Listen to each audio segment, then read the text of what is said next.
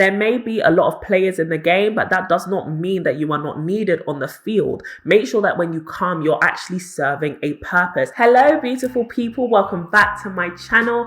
I hope that what was all that? I hope that you are all doing well. In today's video, I am going to be sharing about how I actually made money in an oversaturated market. Yes, I heard it all before I started my company, and you probably heard it. Everyone has a YouTube channel, everyone has a hair company, everyone sells makeup and eyelashes. I was able to start a hair company in 2018, a time where literally, personally, even I knew about 23 people who sold hair extensions, and I was still able to reach my goals, and that to me was success. And I want to encourage you to not be discouraged by the fact that a lot of people are doing what it is that you want to do. But as always, if you are new around here, welcome, hello, hi.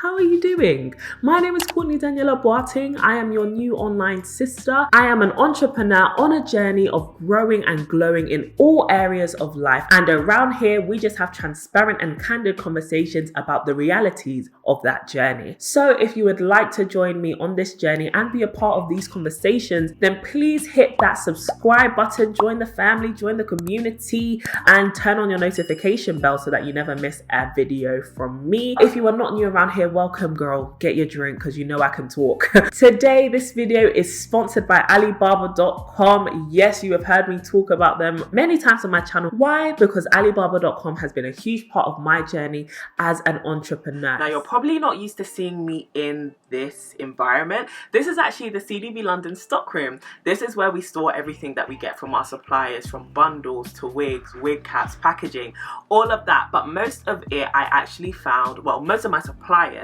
I found on Alibaba.com, and I customized or designed myself or with the help of graphic designers. A lot of my journey of building my company CDB London has been made so much easier by having access and using a tool like an e-commerce marketplace. Alibaba.com is optimized for small business owners and business starters to be able to find and communicate with suppliers so that they can get everything that they need to start their business and make it run really well. What I love about the site is not only do you have access to, you know, hundreds of thousands of suppliers, that can sometimes feel a bit overwhelming, but the platform is actually optimized so you can filter through and find people who meet your exact needs while still being able to check whether they're good or not.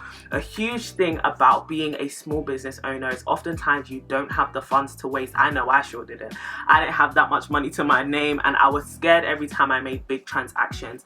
But Alibaba.com has an amazing feature, an amazing protection for you, which is called trade assurance, and I have used it so many times. All of the transactions that you make with suppliers, as long as they're through Alibaba.com, are protected by trade assurance, which I think is super important so that you're not risking a lot of money when you're trying out and testing new supplies. It's a huge way I use Alibaba.com is actually just to browse. I almost use it to get inspiration. Now follow me here. Sometimes you're kind of stuck for what will make you seem unique in your niche, right? So for example, I'm in the hair space and I'm always trying my best to stay up to date with the current trends. But when you go on a platform like Alibaba.com, it's actually a lot easier to see what factories are offering and the innovations that they are implementing within their own design. Now, I'm sure you're probably used to hearing about AliExpress, but in my opinion, Alibaba is so much better. A lot of what is on Alibaba.com are actual factories and warehouses that stock up on different things that can be customized for you. So you're not just buying and reselling, you're actually customizing your own products and putting your own branded stamp on things so that people know your product when they see it. Like I was saying before, it can be so easy to feel overwhelmed by how much you're seeing, and that's okay. You can actually filter through the Alibaba.com app or site to find suppliers who are international or even domestic to you if that fits your plans and your needs. And that's what I love. You can find a supplier who fits your needs because you have options, and a girl always needs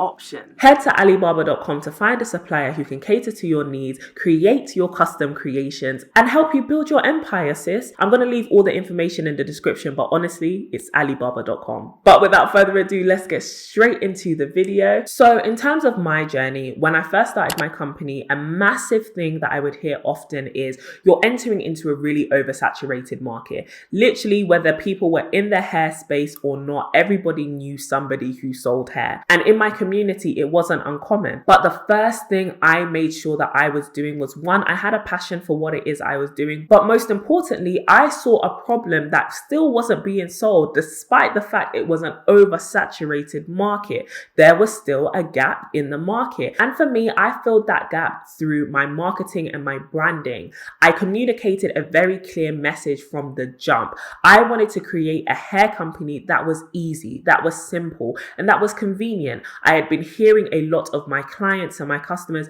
For context, I used to be a hairstylist before I started my hair company or my e-commerce hair company, but I would hear a lot of suppliers and clients and even stylists complaining about the fact that it was so hard to get good hair of good quality, get good hair quickly. It was even frustrating for me as a consumer, but also as a stylist, because getting hair extensions could sometimes be so tricky. It often came with, hit and miss quality, or you had to wait a long period of time in terms of shipping wait times. Or if you did find a supplier who was domestic to you and in your country who was doing next day delivery, it was costing you an arm and a leg. And we just want a wig. We ain't trying to sacrifice our souls. So I wanted to solve that problem. And that's one of the biggest tips I would probably give to you. Make sure you're starting this having seen a gap in the market and being sure that you're actually adding value to this field that you're going into. There may be a lot of players in the game, but that does not mean that you are not needed on the field.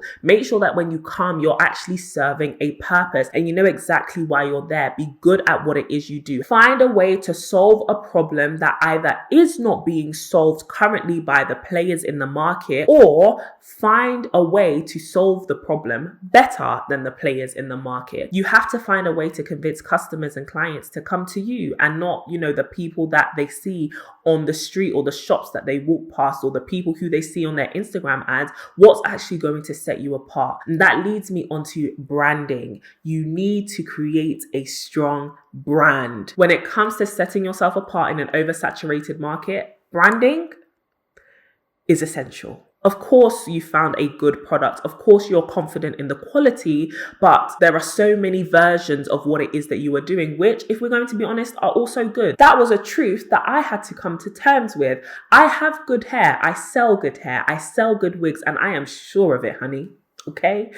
But so do other people, and I can't knock that truth. The truth is, I had to build a brand. I had to build a culture. I had to build a community of people who love what it is that I am doing, who feel like they are a part of the journey, and who understand the problem that we are trying to solve. We're not simply trying to sell good hair. We're actually trying to make something as simple as simply buying hair extensions a lot more easy and a lot more comfortable for the women who invest their money into it on a daily basis. And that's what I wanted to communicate through our branding. So our content, our packaging, our system, all of that has to echo hair made easy. If that's what we have plastered everywhere, we actually have to live by it. And so create a brand that you actually believe in, that people can get plugged into and really feel like, yeah, I like that brand. Not just in the product, but also in the feel and in the experience. What separates Zara from Primark isn't just price point.